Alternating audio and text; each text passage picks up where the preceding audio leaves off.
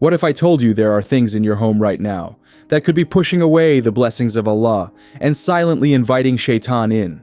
It might sound extreme, but it is real. And these aren't just random items, they are silent traps that can block peace and weaken your faith. And worst of all, they make your home a place where angels won't enter. But let me tell you, once you recognize them, you can take your power back. Number 1, immoral entertainment, music, movies, etc. Have you ever stopped to think about what's playing in your home? Not just what's on your TV or phone, but what's entering your heart through that screen.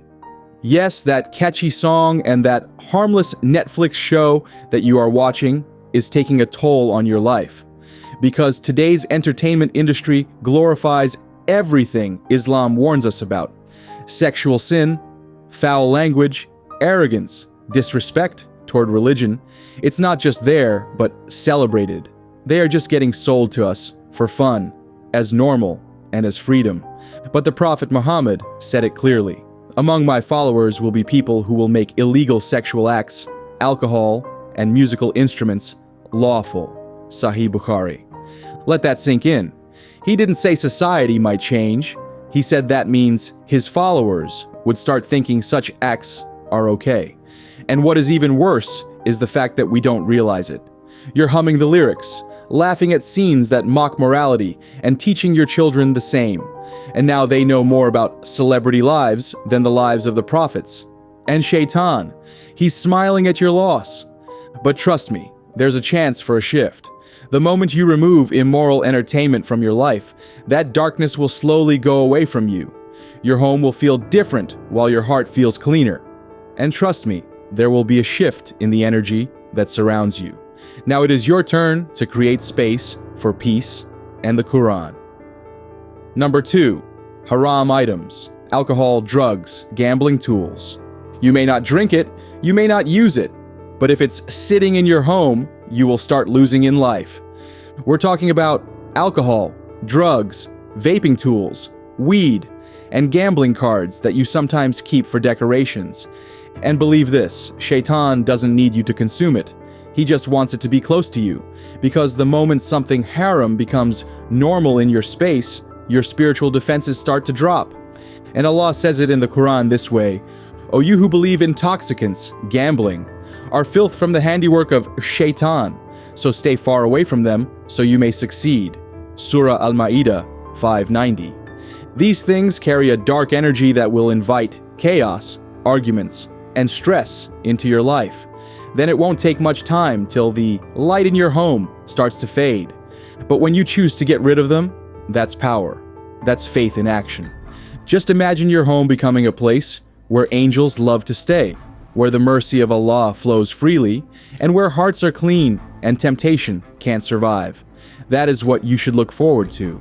And trust me, the first step to it is to remove the filth, and that will open the door to faith for you. This isn't just a cleanup. It will remain as a statement that will leave a path for your children to live a life that is graced by Allah.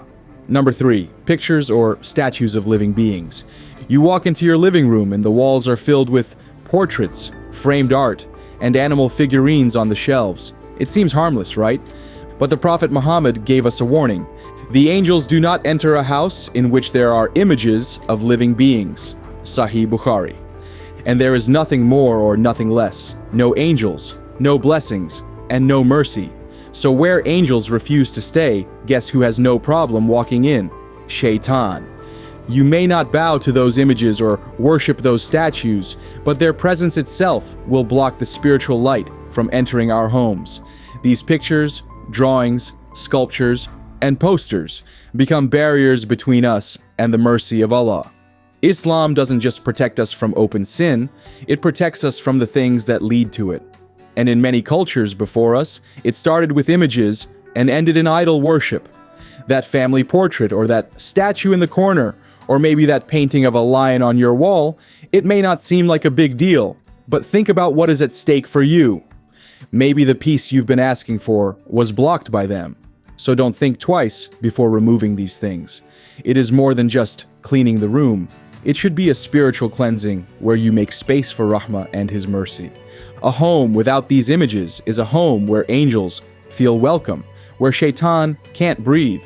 So always choose Allah's pleasure over decoration. Number 4, superstitious items, charms, amulets, magic tools. You walk past it every day. That bracelet on your wrist or that eye above the door, even that necklace someone gave you for protection. It doesn't scream danger, but it's a ticking bomb. These aren't decorations, these are silent statements of mistrust in Allah. Prophet Muhammad had said once, "Whoever wears an amulet has committed shirk." It is not just a mistake or superstition, it is a shirk, a sin Allah won't forgive unless repented from. Once you embrace wearing a thread, a rock, or a metal trinket, the power that belongs to Allah goes away from you. And trust me, Shaitan doesn't need a dark ritual, he just needs you to believe that something other than Allah can save you from danger. But that thought is the biggest threat to you. And just like that, your trust in Allah is compromised. Your home becomes spiritually exposed.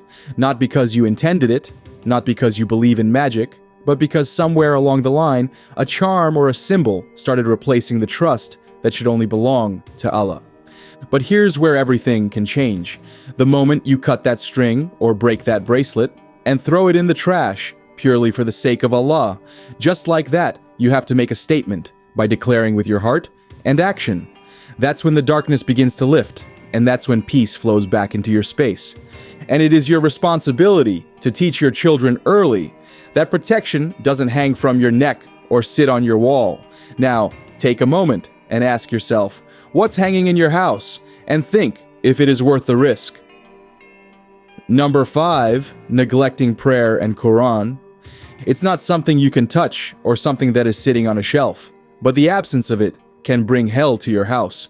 A house without the Quran or Salah isn't just incomplete, it's spiritually lifeless. The Prophet Muhammad has warned us, do not turn your homes into graves. Shaitan flees from a house where Surah Al-Baqarah is recited. Sahih Muslim.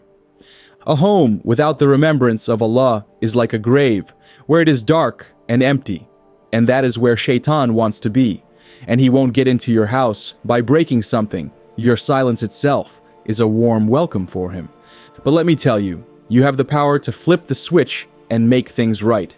Just start with a single prayer or a single verse. One whisper of Bismillah is enough to kick that darkness out of your house.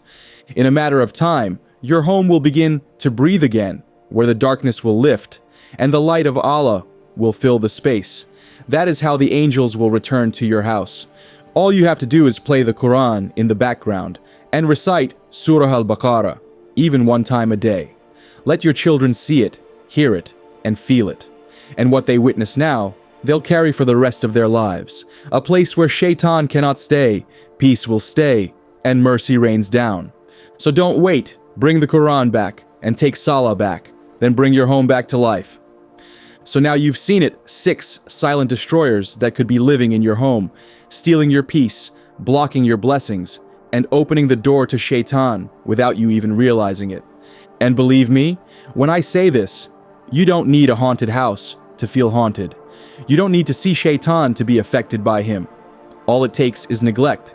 But the moment you choose to take action to remove what doesn't belong, everything changes. And this is not about cleaning your shelves, but cleaning your heart.